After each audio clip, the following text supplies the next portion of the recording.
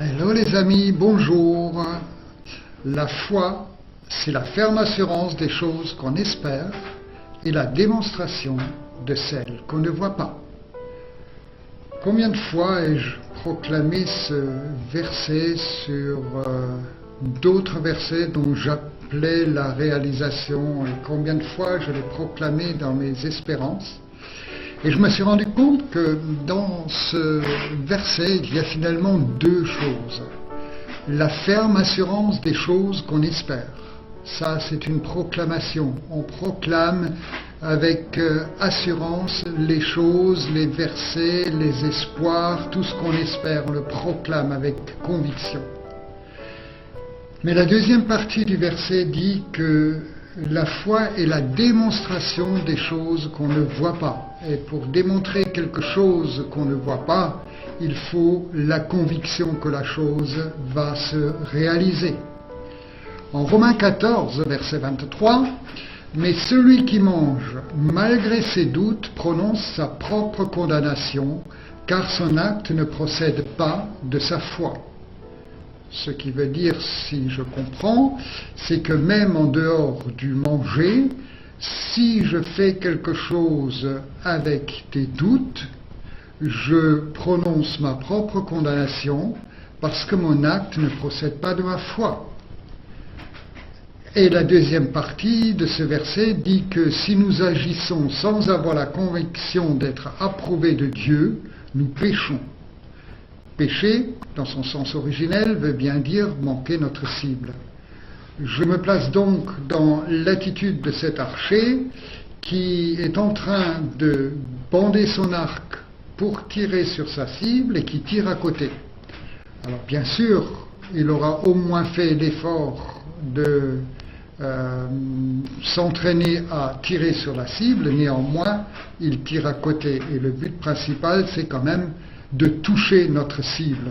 Donc si nous voulons toucher notre cible, nous devons agir en ayant la conviction d'être approuvés de Dieu. Mais comment puis-je avoir une conviction?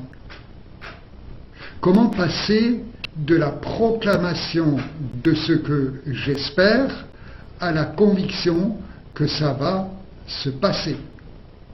Eh bien, je pense que ça passe par la révélation. Je pense qu'il y a un cercle vertueux qui s'appelle proclamation, révélation, conviction. Parce que la proclamation, c'est mon intelligence. Et c'est bien mon intelligence qui met ma foi en mouvement. C'est en proclamant des choses que ma foi est nourrie et qu'elle va être mise en mouvement. La révélation, elle est l'œuvre du Saint-Esprit en moi. Mais en moi, pas dans les autres, pas dans mon épouse, pas dans mon mari, pas dans mon pasteur, pas dans un ami ou un autre frère. C'est la révélation en moi de ce que j'attends, de ce que mon intelligence proclame.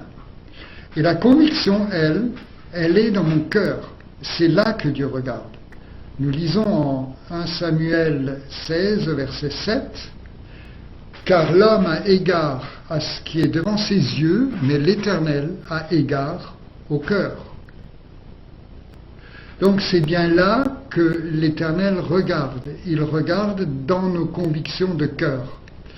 Je dirais que la conviction issue de la proclamation est une méthode. Par contre, la conviction issue de la révélation, elle est céleste. Alors oui, proclamons avec force tous ces versets qui nous parlent et dont nous espérons la réalisation dans nos vies.